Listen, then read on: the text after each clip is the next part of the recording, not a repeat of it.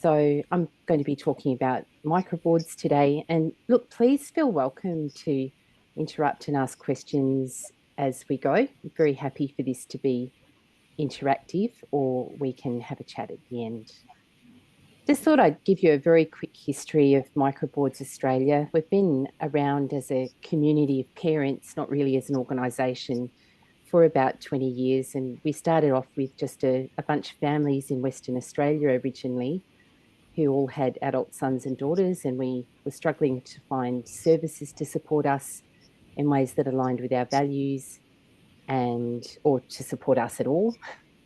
And we had a go at forming microboards with help from Linda Perry from British Columbia, who's been the main developer of the model over the past 40 years. And it was successful. So all of the families, there are about half a dozen of us who incorporated microboards, also established really successful individualized living arrangements for their family member, and that quality of life continues today. So it's been a good strategy for some of us. I'll talk a bit about what a microboard is. So I know that everyone's had some conversations about circles of support. Microboards and circles are very aligned, and particularly in North America, were developed by the same people. So Alec Mansky was one of the main developers of circles of support, and also Linda Perry from Vela Microboards. And little known fun fact is that both of those models developed side by side for quite a number of years. One's not better than the other. They're both great, in my opinion. And circles suit some people better and microboards suit others better, but they're certainly not in competition for each other. They're just different options for people. They have so much in common. So like circles, microboards are made up of friends, family, former workers, and other community members who know and like the focus person, like doing things with them, or who are willing to get to know them better. Circles and microboards both meet regularly, usually every 1 to 2 months. They focus on social relationships and inclusion. They support people to plan, to have agency, to make decisions, to progress the things that they want in their life. And they play a safeguarding role as well to make sure that a person's kept mentally and physically safe and well across their life. So far, very, very similar foundation for both of those models. One difference between microboards and circles is that microboards can employ staff like support workers. That means they can be the employer who takes on payroll and other legal obligations. And the reason for that is that microboards incorporate to become a not-for-profit legal entity, so a not-for-profit organisation that supports just one person. So you may have come across other not-for-profits. Lots of the bigger disability service providers are not-for-profits or sporting clubs, etc. The difference between those groups and a microboard is really just that microboards are set up to support one person rather than a group of people. That means that microboards have what's called a constitution. Constitution is just a list of rules that govern how the microboard will operate. So when we support microboards to develop at Microboards Australia, we give people some templates for that, and we just use the model rules for whichever state the person's in. So one thing that's important to know is that the legislation is different in every state of Australia in terms of how incorporated associations are set up and run.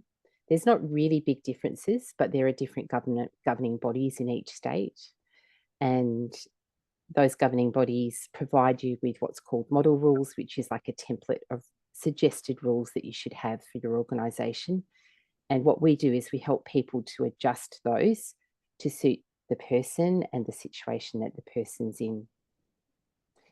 There are a few different templates for constitutions. So sometimes we set up microboards where the focus person or people, if there's more than one child in a family, are children. So their constitution looks different to the constitution for an adult. For people, who can self-advocate, the constitution might look different. For people who experience mental health, it might look different. So the rules can be adapted depending on the situation and preferences and needs of the person that the microboard's being set up for. Now, that might sound like an awful lot of fuss to formalise what are still basically natural, unpaid, informal relationships. So why would we do this?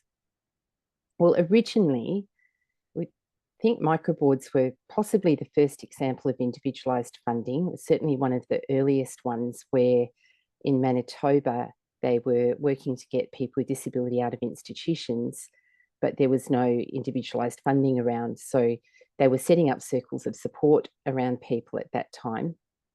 And a man called David Weatherow had the bright idea that maybe you could incorporate a circle of support and make it a little disability service organisation, and maybe the government would give funding to that organisation so that we could have individualised funding so people didn't need to live in institutions and could have their own homes.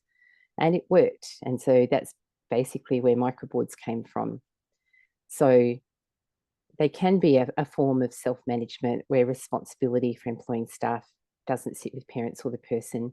That's not the main intent of microboards, though. It's just how they originated, and some people use them that way. But the majority of microboards in Australia are not set up to employ staff. They're set up for quality of life outcomes.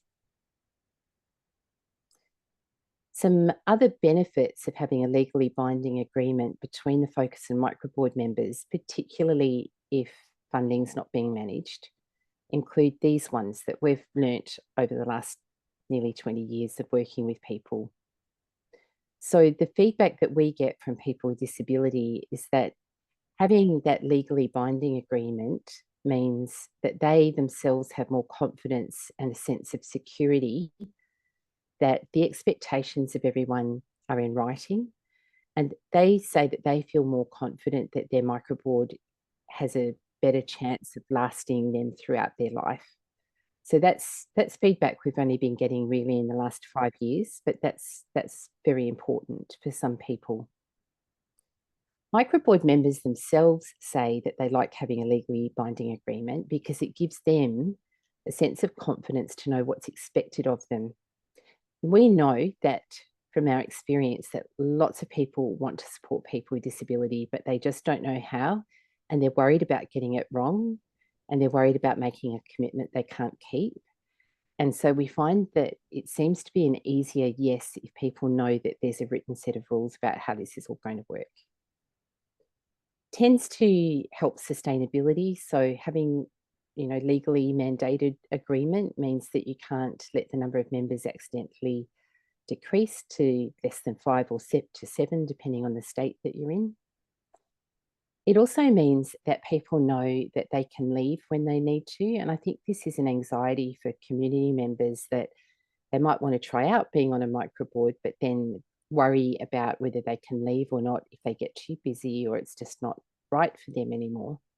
Having annual general meetings makes a natural entry and exit point. So if people want to leave the board, they know to give some advance notice. And usually we suggest at least 3 months to say they're going to take a break.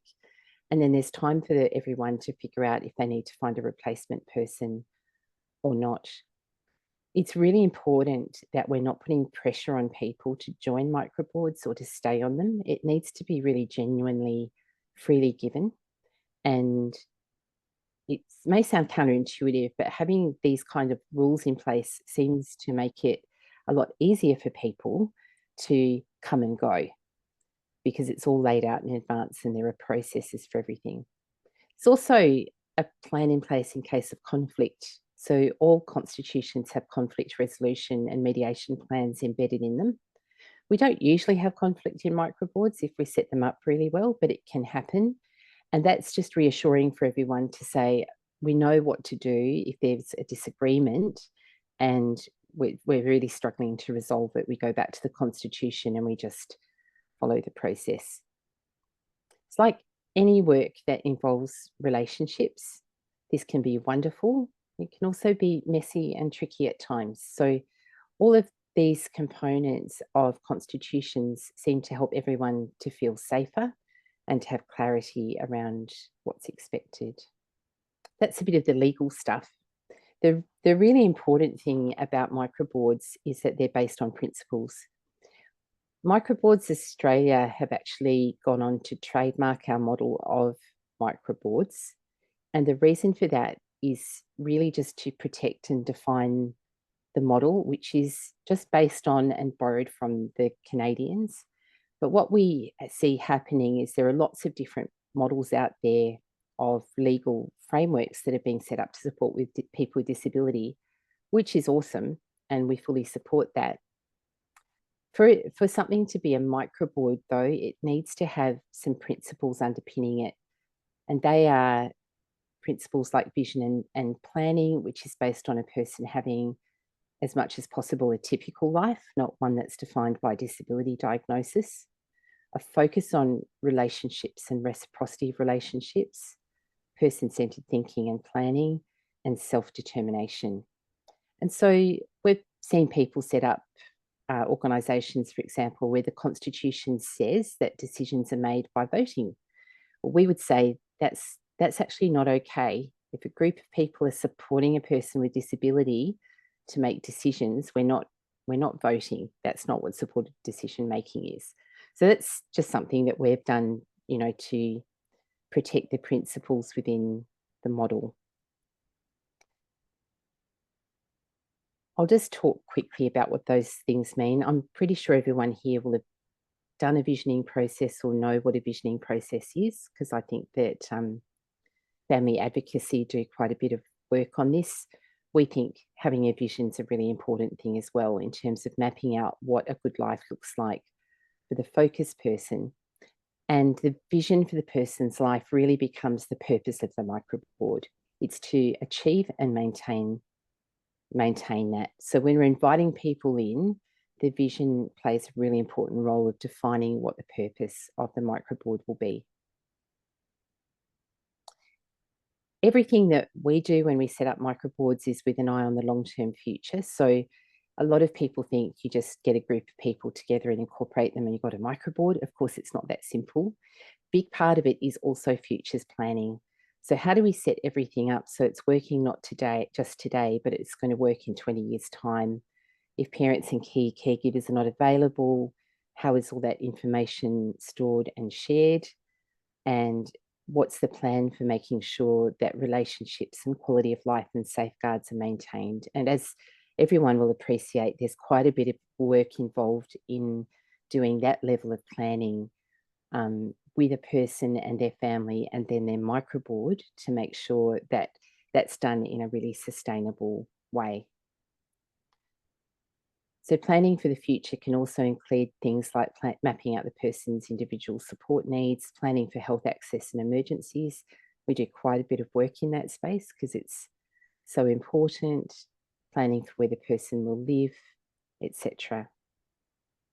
And our mantra is, because, families always say, no one can know or support my child the way that I do, or know all the things that are in my head. And of course, they can't, but we do know that people can help if they've got access to the right information. So part of what we do with microboards is to figure out what that information is and how it's going to be shared. Oh, I missed Meg's question. Just going back to decision making. Meg said, are decisions made majority rules or do you negotiate until unanimous decisions are agreed to? Yeah, the principle, what we put in constitutions is it's decision making by consensus. So the person with disability, of course, is a member of their own microboard. The consensus that everyone needs to come to is not that the decision is right or wrong for the person.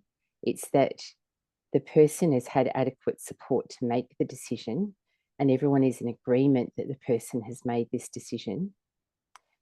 If that's not possible, and decision making is tricky and everyone's at a different point in terms of making decisions, then the consensus needs to be that based on everyone's knowledge and understanding of that person, that this is most likely, this is our absolutely best guess of what they will want. and that needs to be done by consensus. So everyone needs to agree, and that's part of the safeguarding around decision making.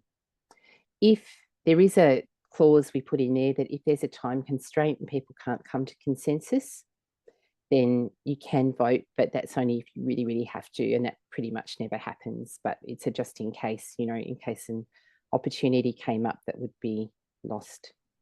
It's very much about embedding decision making as a process within microboards as well. So it's not like, there's decisions made and that's it. Everyone's watching the person and observing to see how they're responding to, changes that might be made to make sure that it is right for them and what they want. So in terms of relationships and connections, usually microboard members include the person in their own life and networks in some way. And this offers a safe way to expand a person's social network and experiences. So one of the things people say is, everyone's so busy, no one's got time for this. But we don't really ask people to go out of their way, if they're a microboard member, to do extra with a person, because modern life is busy. Some microboard members do that, but it's not expected. It's thinking about what people do already that the person might like to be included in. And that can be something as basic and everyday as shopping, or it can be going and joining an activity in that a microboard member already does, like a choir or sport or another interest or hobby that they have. This is a very old photo of my son Eli and one of his founding microboard members, Coral. Coral loved the footy. She was part of and still is part of community football. Eli had never been to the footy before, so she said, I'm going to take him to the footy with me on weekends. And Eli started going and hanging out with her there. It turns out that he loves the footy. So Coral didn't go out of her way to do that. She just included him. And Eli might have hated the footy, and then that's something that we would have learned about him, but he liked it, and he's built some other connections as a result of doing that and expanded his interests in his own life. Person-centered thinking is another really important foundational principle, which means helping people to know and share the things they like, are interested in, and are good at, and to plan their life around those things. That always seems obvious, but it isn't always so straightforward to achieve, and having a group of people to help to do that, to think in those ways and to plan in those ways, can be really useful. Person-centered thinking also informs decision-making with a person around their supports. And I really like this example from an adult with high support needs who, went through lots of training when they were a teenager around being independent, learned how to feed themselves. But when they sat down and talked to everyone about it, they said, it takes me a lot of energy to feed myself my breakfast. And then I've run out of energy by the time it's time to start the day and do the things I want to do. So, I want someone to support me to eat my breakfast in the morning so that I've got energy for other things. So it's really about tuning in to what's important to the person and not what's important to everyone else, and thinking about how that plays out in the design of a person's life, the way that their support workers support them, the way that therapy is delivered, etc. And lastly, self-determination, which is really important to us. So microboards can be a supported decision-making structure for people that need support with decision-making. And the role of members is absolutely to support the focused person to have more choices, make more decisions, and experience greater autonomy across their lives. Because we've got a few microboards now that are up to 15 years old, what we've seen is the power of having a group of people that walk alongside a person across their life to continually expand their decision making. So, for example, we started off with a group of people with really complex communication needs where we thought something like voting would be out of the question. But over time, we've figured out, microboards have figured out ways to support people to engage in voting. Now, there's a lot of work involved in doing that and understanding, the kinds of supports people need to process information and to make those kinds of decisions. There's a lot of work and thought, but Some people have got there over time and also made more complex decisions as well. So having this embedded in a person's life is really powerful. Microboards, part of the constitution is that they are thinking about the quality of life and the opportunities and kinds of decisions that another person of the same age and background would be making. So this is Dan. Dan's had a microboard for 13 years called Dan the Man's Clan. And one of the early things his microboard did when they were planning with him was to say, what do other opportunities do other young fellas have? And one of those things was to own his own car. So this had never been on the table for Dan because Dan can't drive, and unless we get some good technological interventions, is probably unlikely ever to learn to drive. But why should car ownership be off the table for him? And so they supported him to figure out how he was going to buy a car from a financial perspective and how to choose a car that was going to work for him. He just wanted a typical vehicle. He didn't want a wheelchair van. And they got there. And Dan he's onto his second car now, but he's very proud of his car. And it's a really important part of his identity as a young person to have a car. And he likes to sit in the driver's seat of his car and to feel what the steering wheel feels like. It's been really important to him. So those kinds of things are, it's an example of something that a microboard might do. I hope that's helpful, just to give you a bit of a quick snapshot of microboards.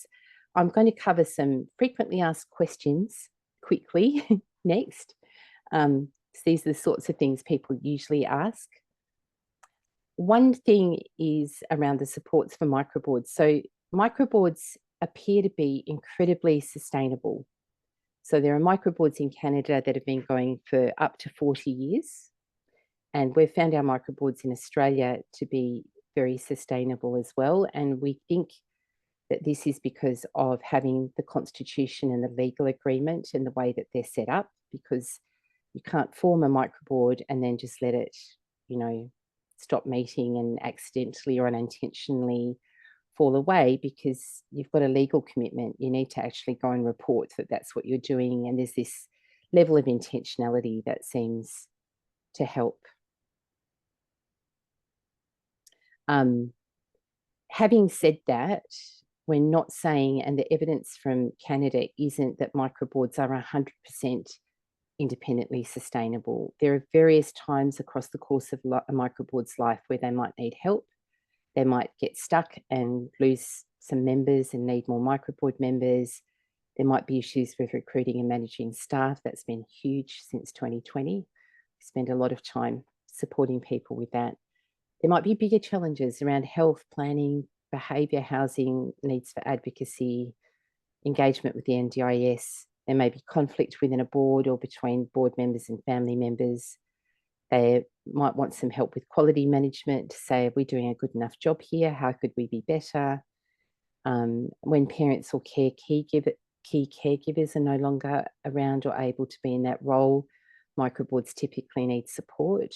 And what we've learned from the Canadians was that there needs to be a parent organisation whose sole core purpose is supporting the development and maintenance of microboards. And that's why we as a group of families set out to set up Microboards Australia originally. We are trying to be that organisation that's there, as holds the values and the vision, and individual microboards can come back to us as they need to over time. So we're 20 years in and we're still here. The plan is to be here in another 20 years as well, because we've got a lot of investment from families. I'm just going to go to a question. Carol said, when you're talking about helping people with complex communication needs, did I mean that over time they were supported to vote in elections? Yes, I did.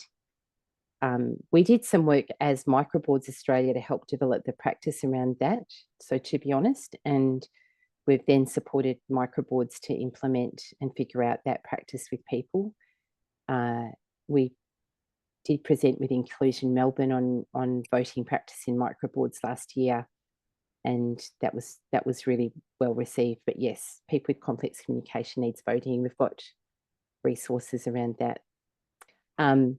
So in terms of what microboards do, some misconceptions or assumptions people often make that we want to be clear about.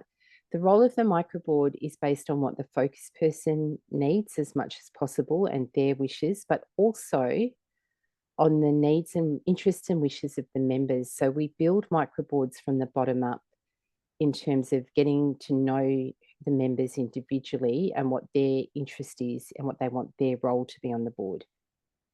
So people don't come on the board and get directed to do things, which is a bit of a fantasy we have as parents often, that we'll have this team and we can tell them what to do. It's not how it works. The reason it doesn't work that way is that we're building microboards to be sustainable.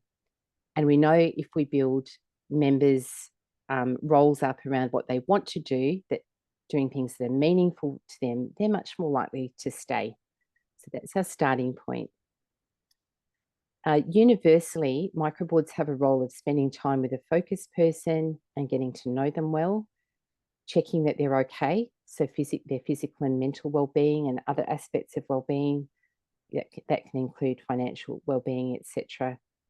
Microboards figure out how to get feedback from the person regularly in terms of how they're doing, and they have a responsibility to act if they're getting signs that something's not quite right with the person. This is clearly a critical role that microboards play, and one of the most important. They learn how to support someone's decision making, and they also play a really important role in terms of helping to come up with ideas and solve problems. They're very good at that and thinking out of the box over time. What we find is that regular reflection space of getting a group of people together to talk through how things are going is incredibly powerful, because mostly we all end up, in our lives and managing them. And microboards give that opportunity to step back and have more of a bird's eye view and reflect on how things are going. That's a really important role that they play. There's a flyer there that's also on the Microboards Australia website, so I won't go through it now, but that's a summary that we often give to potential microboard members to talk about some of the things that you might typically do if you're on a microboard. So you'll find that on our website if that's helpful. But another really important role that microboards play is that of holding the threads of a person's life. So holding that unique knowledge and understanding of a person and their history, because when the main relationships in a person's life are paid relationships, we know that they come and go and that a lot can be lost. Support workers can have close and awesome relationships with people with disability, but when they move on, there's a lot lost. And we also know that people with disability experience some grief from that. And so microboards are there to create that sense of security that the people on the microboard are there for you. And whilst it might not be the same membership all the time, because there is some coming and going from microboards, there is a stable group of people that are not paid that will be there for you regardless of what happens. And, we're increasingly understanding the importance of this.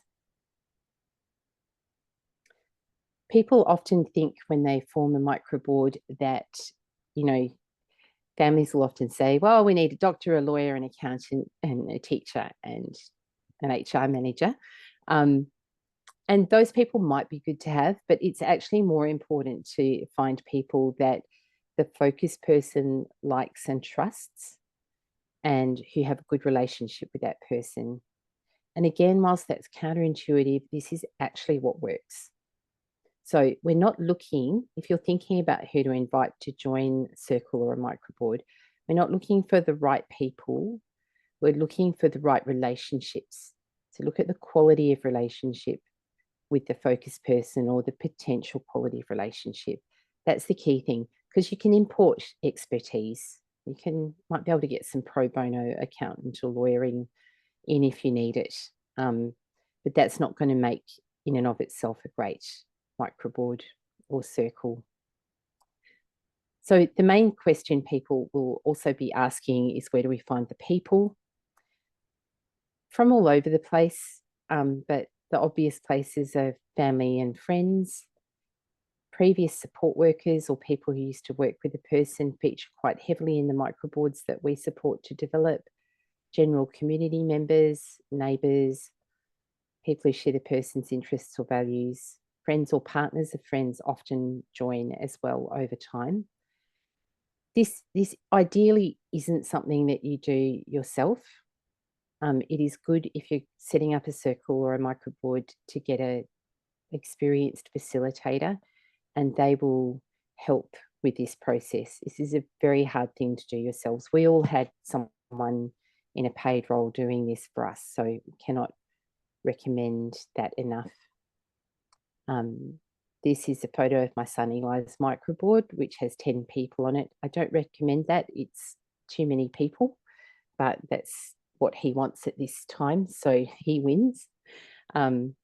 He's got 2 former support workers on his microboard, and he has a friend with disability who has CP that he met at a disabled youth advocacy peer group, as well as his grandmother and parents. So that group works really well.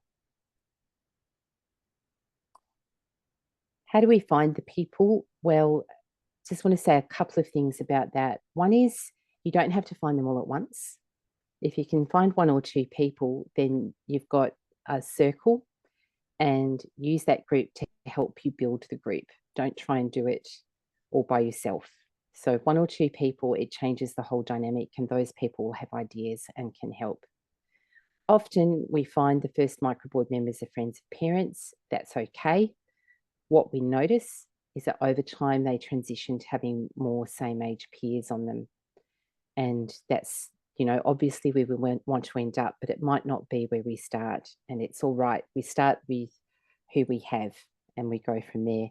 The principles and values are the most important thing.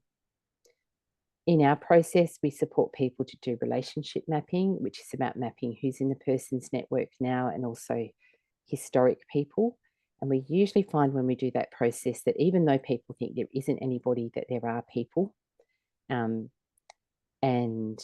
if we do find that there really isn't anyone, then part of what we do is help people to make a plan for how they're going to build those connections. And we have built 1 microboard with people that the person didn't actually have a relationship with, and it's worked really well.